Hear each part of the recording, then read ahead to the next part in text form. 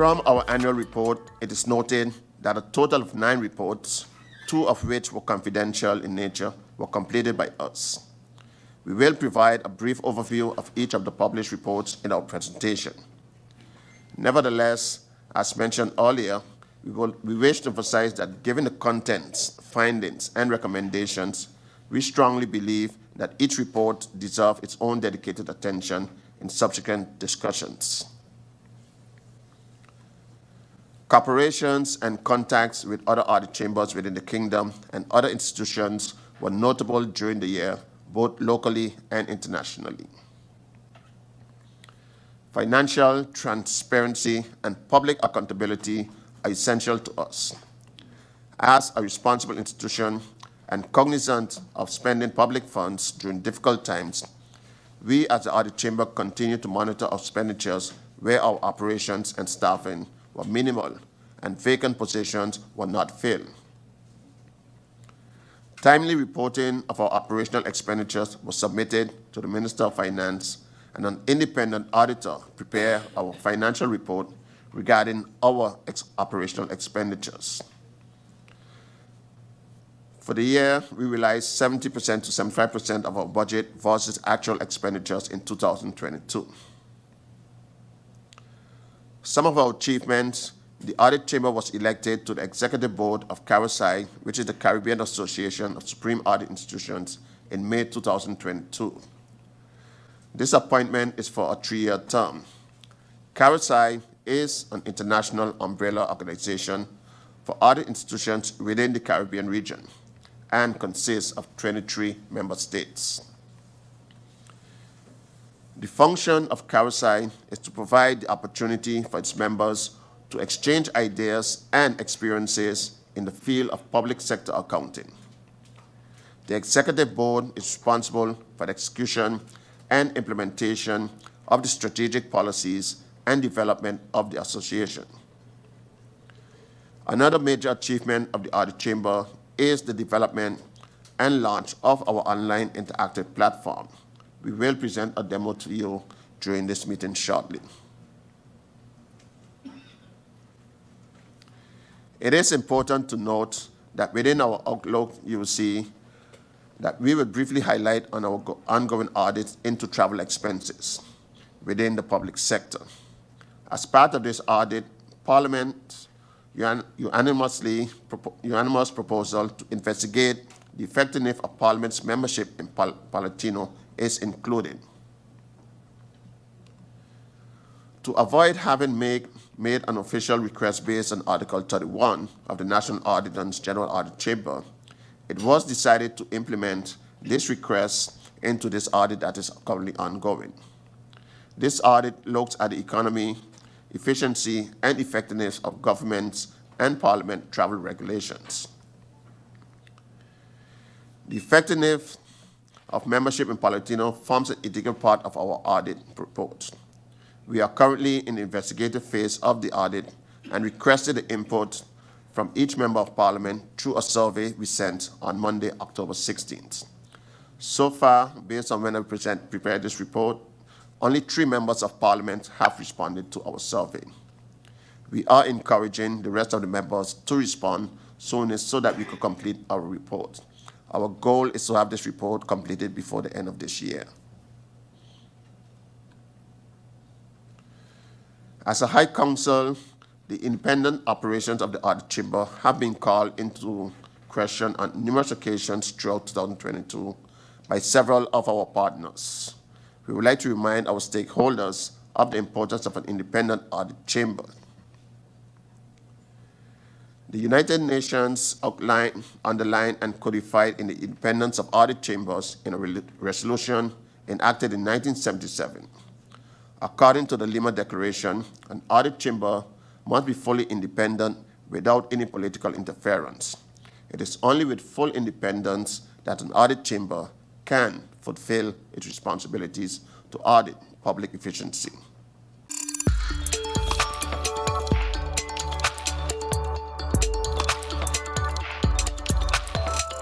I did this a while back in October 15th when I was asked to address a community regarding the World Food Day celebration. The theme was water is life and water is life and water is food. I asked the exact same question, and of course, I got a exact same response. And it was all rhetorical questions because we all knew the answers. Food is important, you know? So, the results of this brief survey on the significance of food were consistent and reinforcing the urgency of giving greater attention to agriculture, fisheries, and animal husbandry. This is especially crucial in light of ongoing challenges posed by climate change and global conflicts. To commence this presentation, I would like to give a little more general context on standard things that we know. Everybody needs to eat. That's what we just established, and that's what we all know. It's essential to recognize that everyone needs to eat. Food is a basic human necessity, and without agriculture, there would be no way to meet this fundamental need, as we just established. Agriculture is the backbone of our food supply, ensuring that there is enough sustenance for us all. Natural grown produce is healthier. In recent years, there has been growing awareness of the importance of consuming natural and locally grown produce. Agriculture provides the means to grow fresh and healthy food. And when we support agriculture, we promote the availability of nutrient-rich, unprocessed food that are essential for our well-being. This connection between agriculture and our health cannot and should not be underestimated. Locally grown food can be cheaper. One of the advantages of supporting local agriculture is the cost saving it brings. When food is grown and sourced locally, transportation and distribution costs are reduced. This results in more affordable food for consumers. By buying local, we can save money and strengthen our local economies simultaneously. And lastly, food security is a must. Food security is critical. It's a critical aspect of agriculture. We cannot rely solely on imports or distant sources for our food. In times of crisis, whether natural disasters or global disruptions, a strong and robust agriculture sector provides us with a safety net. Food security ensures that we have access to food we need regardless of external challenges. Now, these are things we all are commonly aware of.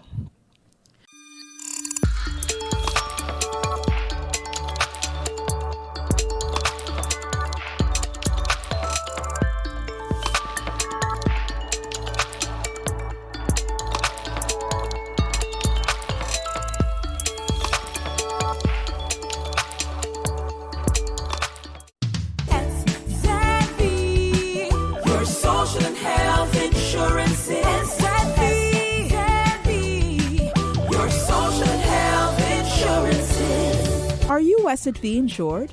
Do you have a valid medical insurance status? SXM is cardless. Request your My SXM account today and enter the virtual office of SXM. Go to sxv.sx and sign up now. SXM, yeah. Your social and health insurances.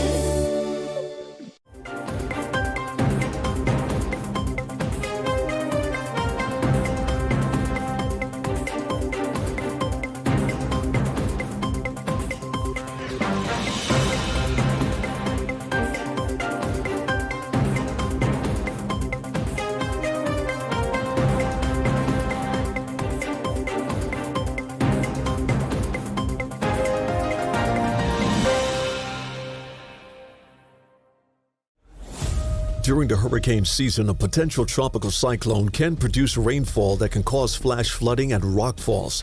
Stay away from flood-prone areas during heavy rainfall, such as Jump Up Casino on Emil Plain Road in Phillipsburg, ATLH Road Roundabout, L.B. Scott Road from Emilio Wilson Park until Cake House Supermarket, Zaker's Gut from Petroplus Gas Station until the Seventh-day Adventist Church, Welcalaken Road K Hill from Welcalaken Road Roundabout until the One Tete Loke Roundabout, Beacon Hill Road from Sunset Bar and Grill until the beginning of White Sands Road, and Rhine Road, also known as Mullet Bay Road, after Sonesta Maho Beach Hotel to the entrance of Cooper Coy from the intersection of the University Drive until the intersection of Rio Grande. For more information on how you can keep yourself and your family safe this hurricane season, visit stmartingolf.org/hurricane. This public service announcement is brought to you by the government of St. Martin.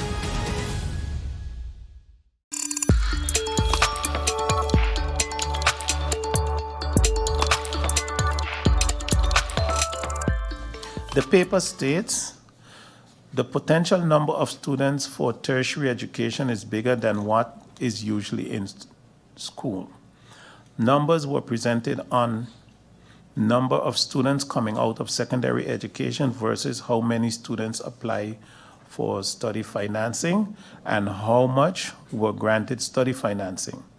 The question, can the minister give an overview on how many people applied versus how many were granted from 2017 up to this year?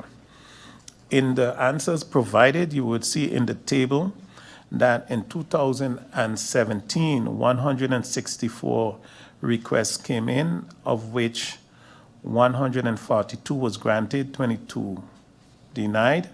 In 2018, 161 requests, 126 granted, 35 denied. 2019, 122 requests, 83 granted, 39 denied.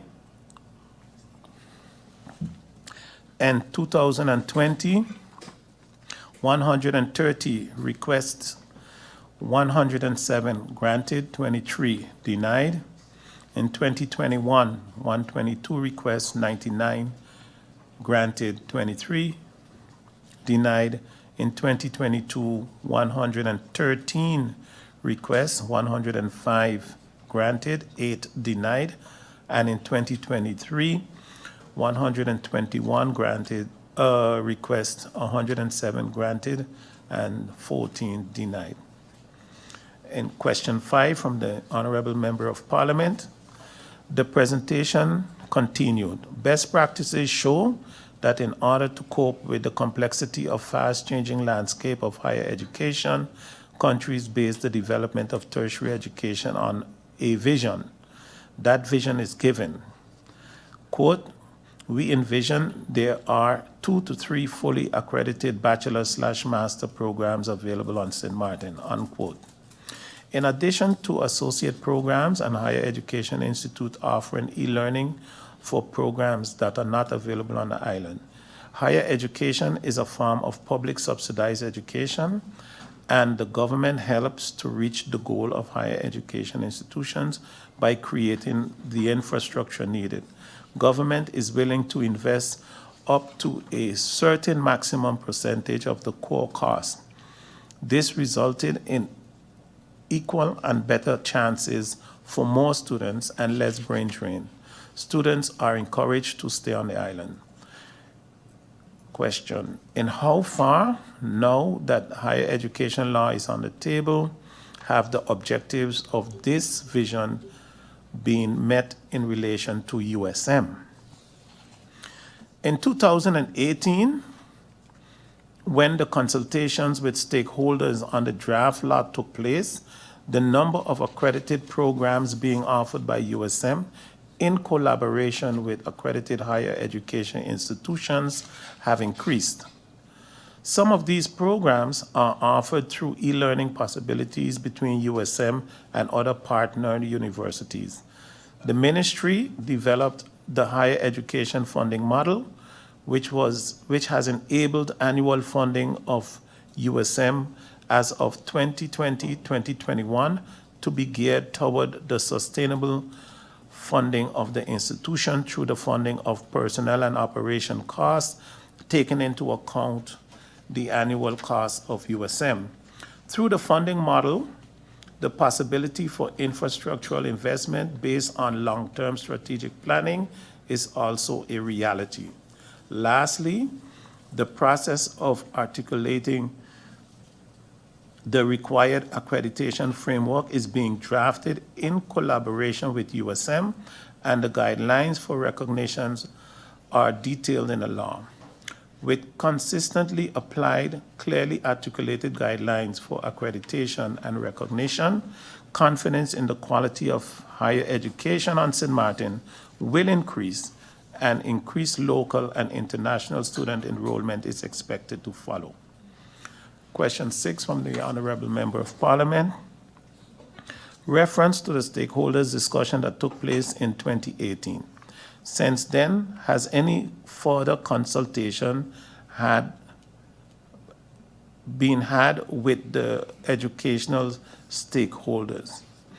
Mr. Chairman, one of the things I want to explain here is that in the development of the law, consultations with all the stakeholders begins and it goes on. And at a given moment, the technical evaluation begins. And when the technical evaluation of the law begins, the consultations stop.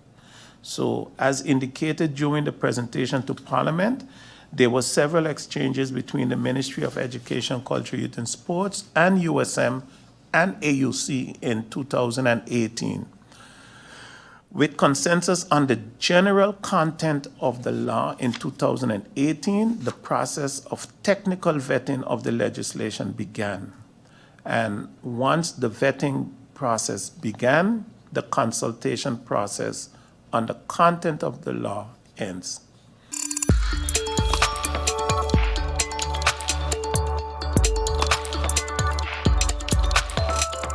Regarding the language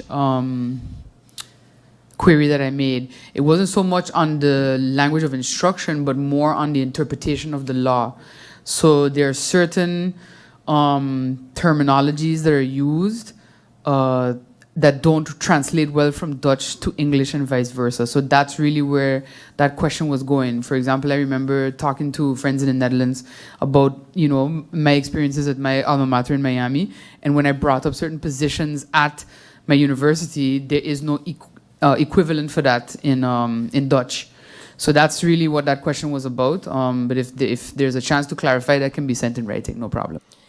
The potential number of students for tertiary education is bigger than what is actually in school. Numbers were presented on numbers of students coming out of secondary education versus how many students apply for study financing and how many were granted study financing. Can the minister give an overview on how many persons applied versus how many persons were granted study financing from 2017 up to now, because the research paper stopped at 2016. The minister has provided in the answers the numbers of total requests for study financing in the year 17 through 23, those granted and those denied. My question to the minister, and the minister can provide these answers leading up to the public handling of this draft law. Because what I would like to know with respect to that picture presented as answer to my question number 4, that the numbers here be placed in a broader context. So a context of, for example, how many persons completed secondary education in any one of these years. How many persons sat exams? So let us put the context of how many requests for study financing in the different years in the total context of how many students leave, for whatever reason, our secondary educational system. So I would like that broader context in terms of leaving. Do we know how many went to study that we have? So put it all in a bigger context, please. The answer given to my question number 4. I continue to talk about this research paper, the basis for the law, before us, and I want to now read the answer to my question number 5. And my question was about stakeholder consultation, because that was something referred to in the research paper. And it states the following. So I present to the minister that the paper states, best practices show that in order to cope with the complexity of fast-changing landscape of higher education, countries base the development of tertiary education on a vision. In 2018, that vision was given, and I quote, "We envision there are 2 to 3 fully accredited bachelor master programs available on St. Martin, in addition to associate programs and higher education institute offering e-learning for programs that are not available on the island." And the rest of the answer was read by the minister. And then I want to go to the answer to that. Since, by the ministry, since 2018, when the consultations with stakeholders on the draft law took place, the number of accredited programs being offered by the USM in collaboration with accredited higher education institutions have increased. And then it goes on. However, after this law was formulated, no other consultations took place about the draft law to appear or which is now in Parliament. And the question would be, after the time that has passed for that research paper, after the initial discussions, and the minister refers to not very incisive changes, but were the institutions mostly involved with this law? Were they consulted about the final draft that is here with us, given the passage of time and the changing circumstances that also affect higher education?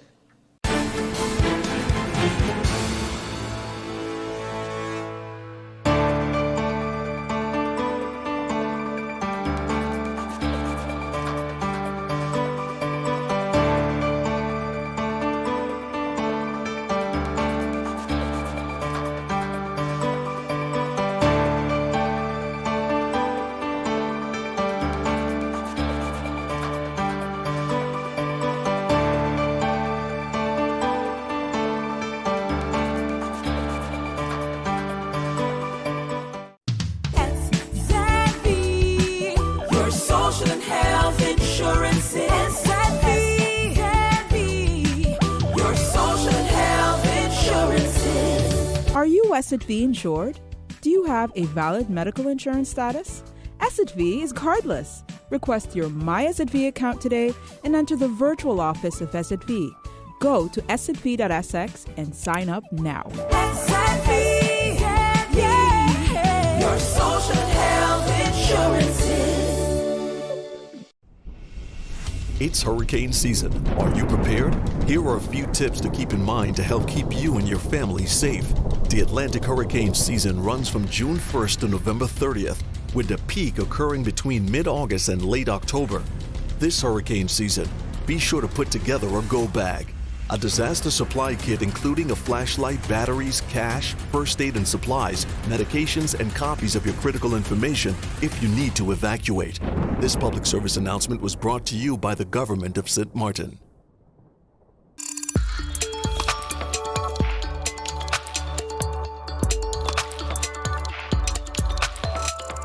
Prime Minister, how much has government paid to Grid Market and the strategic financial support? It doesn't mention in this advertorial how much is that for GB? I'll be able to send that information for you in writing. As I mentioned to you before, it was EU funding that was used via Resembid, I believe, to fund the project of creating the roadmap via Grid Market. And GEBE's current trajectory with the World Bank, it's clearly established within all of the plans that were approved and published in the last update, so you can find that online. And if not, then we will ensure to state what is available. I believe it's $500,000 available to be able to execute the strategic and business plan of GEBE. But we can verify that by just going back to the NRPB, looking under the ERP1 where it states GEBE project. Prime Minister, the National Energy Plan outlined the transition to LNG for cleaner energy, electricity production and lower cost for the customers. The Minister of TEAT visited Crowley in Puerto Rico with a delegation. Is this cooperation and their offer of a transshipment port, is that in consideration? What is your answer to Crowley? So you can look at it from a shareholder perspective, but also from a regulator perspective, and the Ministry of TEAT as well as VRAMI is involved in that. So I would prefer, as it relates to a response to Crowley, that we have their input for a final discussion and or response to be put in writing.